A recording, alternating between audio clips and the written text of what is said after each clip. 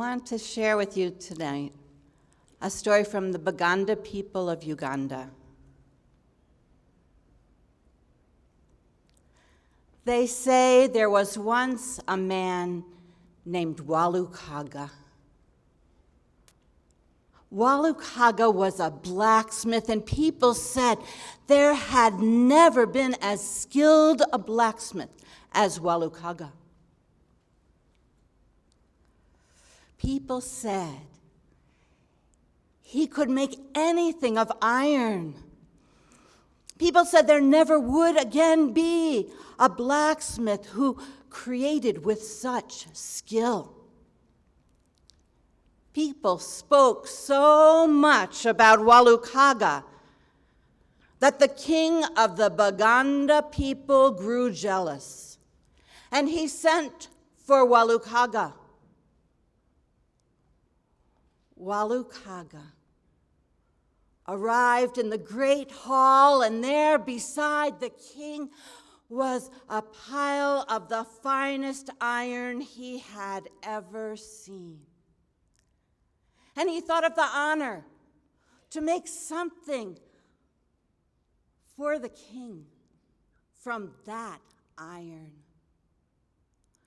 The king looked at Walukaga. He said, "They say that you are the finest blacksmith who has ever lived.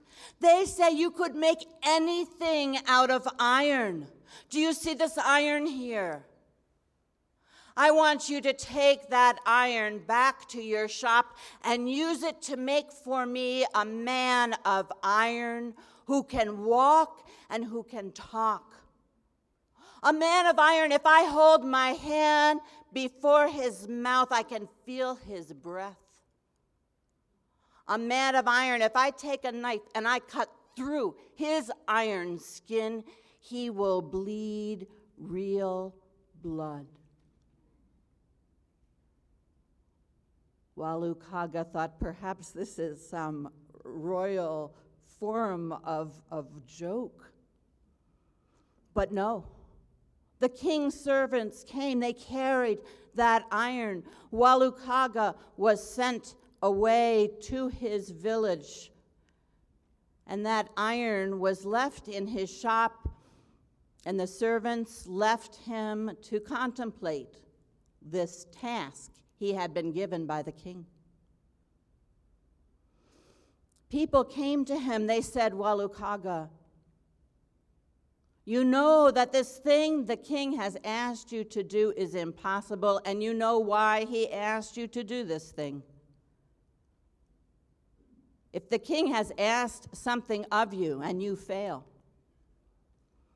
he will have you put to death. So there is only one thing for you to do. You must leave our village. You must go deep into the wilderness, into the bush, and you must never return."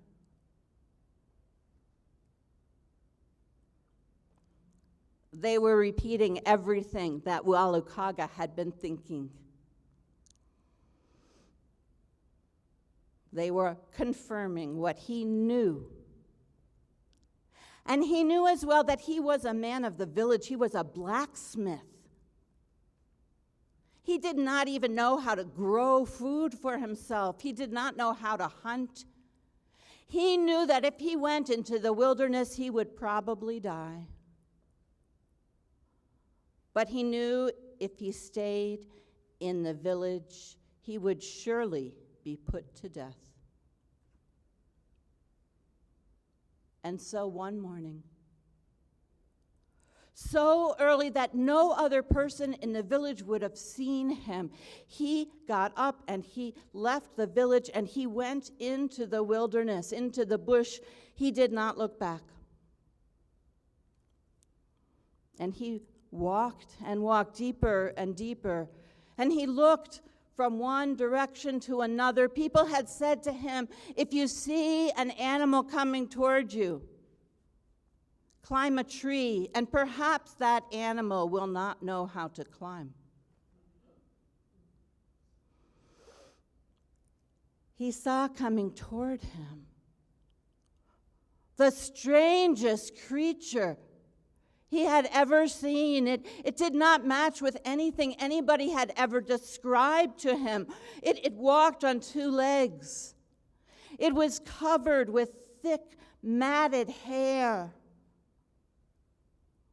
There were sticks and thorns embedded in that matted hair. He stood, not knowing what to do. It came closer and still closer. He saw that its face was human. He saw the face of a man he had once known. A man who had lived in his village.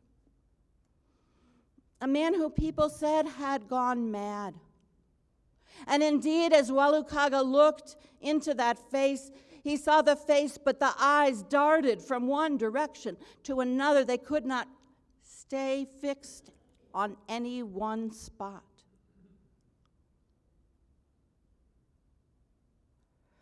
And that strange man came still closer.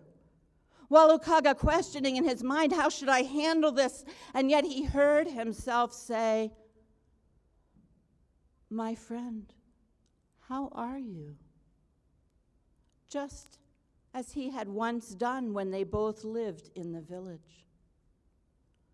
My friend, how are you? And that man looked directly at him. And that man said, Walukaga? Walukaga? Why are you here? You should be in the village. And Walukaga thought, why not tell him? And so he explained about the king. And that strange man said, Walukaga, go back to the village. This is not your place. Your place is the village. And Walukaga said, did you not hear me? I cannot go back. And that strange man said, go to the king. Tell him that you cannot heat that iron with ordinary charcoal. Tell him that you must heat that iron with charcoal made from human hair, and you require 100 bushels of charcoal made from human hair. Tell him you cannot cool that metal in ordinary water.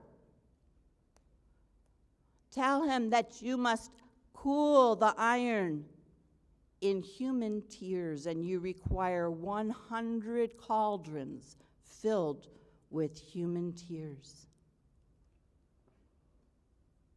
Walukaga thought, this man indeed is mad. But he realized this would buy him some time.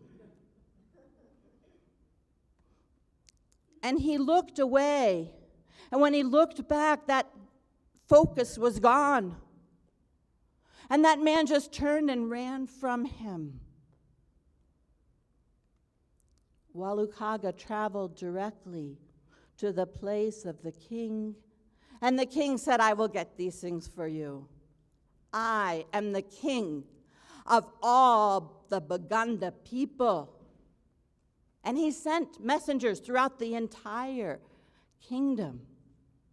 They went from village to village. They shaved everyone's head from the smallest to the oldest. They gathered up all that hair. They held out a calabash, and they commanded people to cry into it. And those who could not summon up tears were helped to cry.